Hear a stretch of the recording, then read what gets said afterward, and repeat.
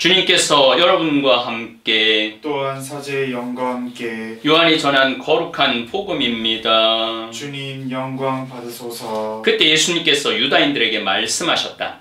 내가 나 자신을 위하여 증언하면 내 증언은 유효하지 못하다. 그러나 나를 위하여 증언하시는 분이 따로 계시다. 나는 나를 위하여 증언하시는 그분의 증언이 유효하다는 것을 알고 있다. 너희가 요한에게 사람들을 보냈을 때 그는 진리를 증언하였다.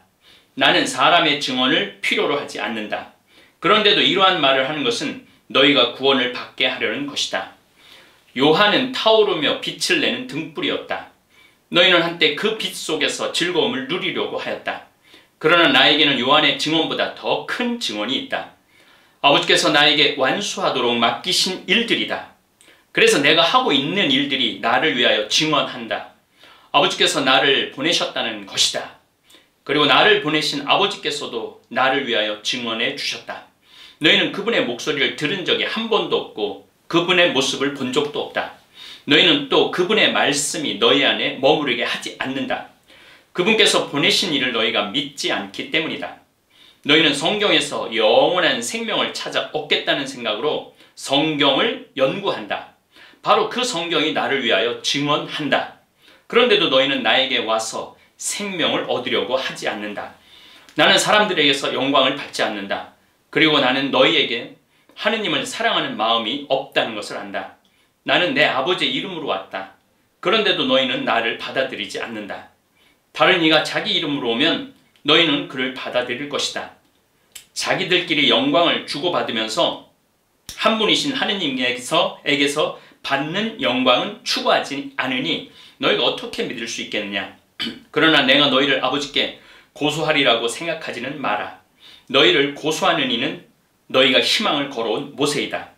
너희가 모세를 믿었더라면 나를 믿었을 것이다. 그가 나에 관하여 성경에 기록하였기 때문이다. 그런데 너희가 그의 글을 믿지 않는다면 나의 말을 어떻게 믿겠느냐. 주님의 말씀입니다. 그리스도님 찬미합니다. 참 예수님, 구약 성서에서 영원한 생명에 대한 개념은 정말로 희박했습니다.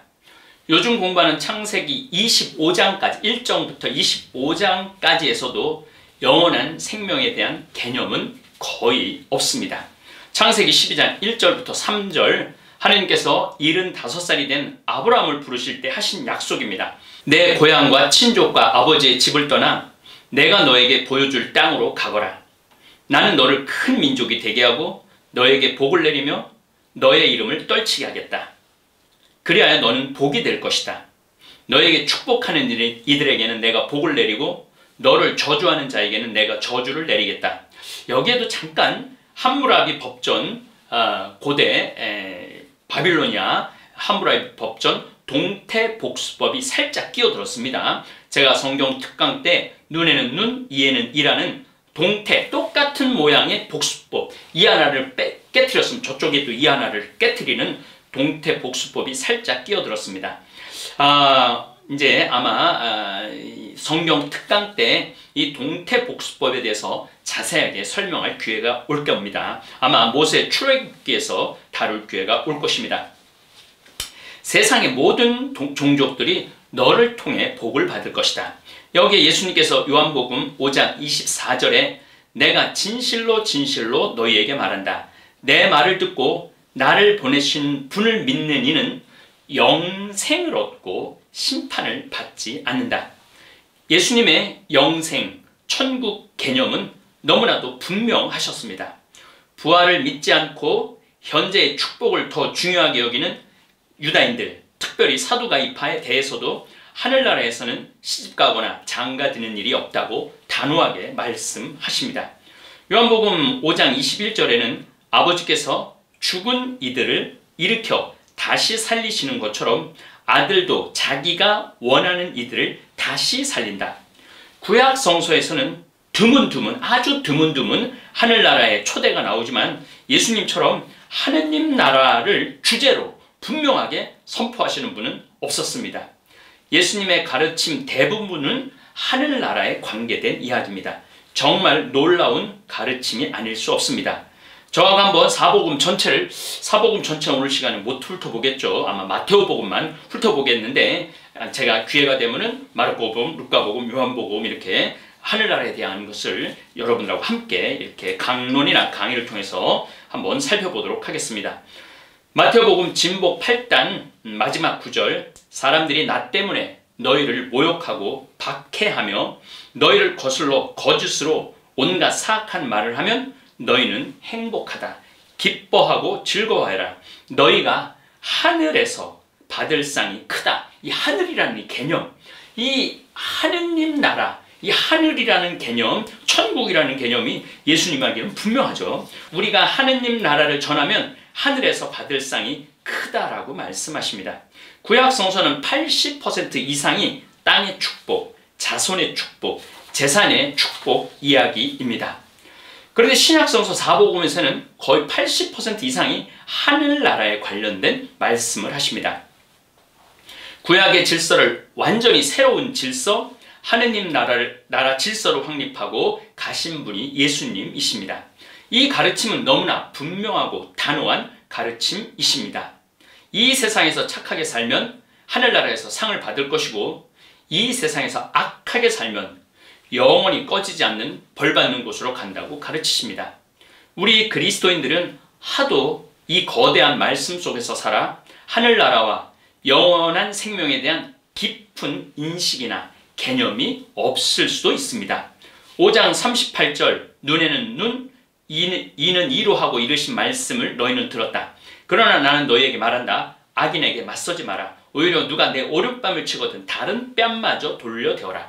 이 동태복수품은 2000년을 내려온 법이에요. 고대 근동 지방에 2000년을 내려온 법인데, 예수님이 한마디로 고대 메소포타미아 전체의 질서, 법을 단 한마디로 고쳐 세우십니다. 마태복음 6장 19절 이하, 너희는 자신을 위하여 보물을 땅에 쌓아두지 마라. 땅에서는 좀과 녹이 망가뜨리고 도둑들이 뚫고 들어와 훔쳐간다. 그러므로 하늘에 보물을 쌓아라.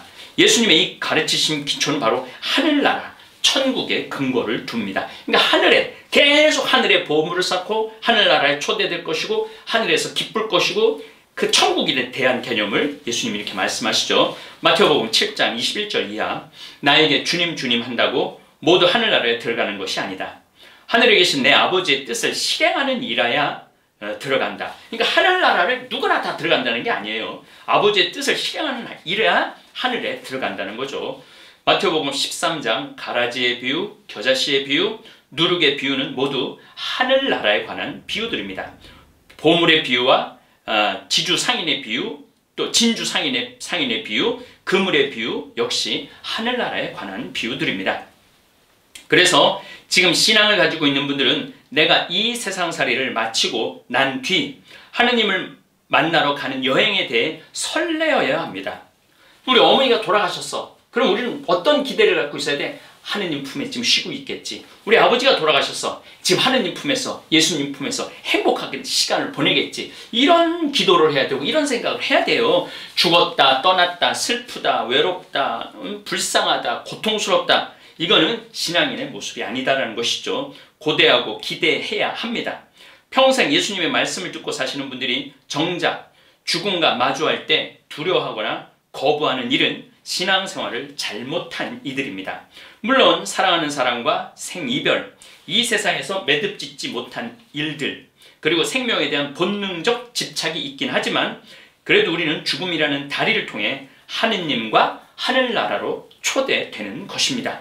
그리고 예수님께 예루살렘에 올라가실 때 사람의 아들은 사람의 손에 넘겨져 그들 손에 죽을 것이다. 그러나 사흘날에 되살아날 것이다. 3번이나 말씀하십니다.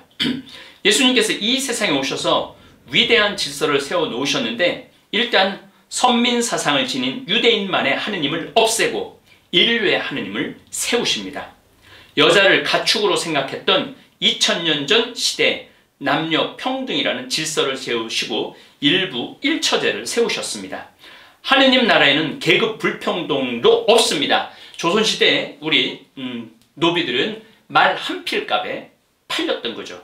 그러니까 조선시대의 노비들은 말 한 필하고 똑같은 가치를 지녔던 거죠. 그래서 노비 문서를 보면은 누구누구 삼구 노비를 갖고 있었다. 짐승구자를 쓸 때 그렇게 했던 거죠. 그런데 이 천주교가 서학에 우리 조선시대에 들어오면서 양반 쌍놈의 계급을 없앴던 거죠. 예수님의 가르침 따라.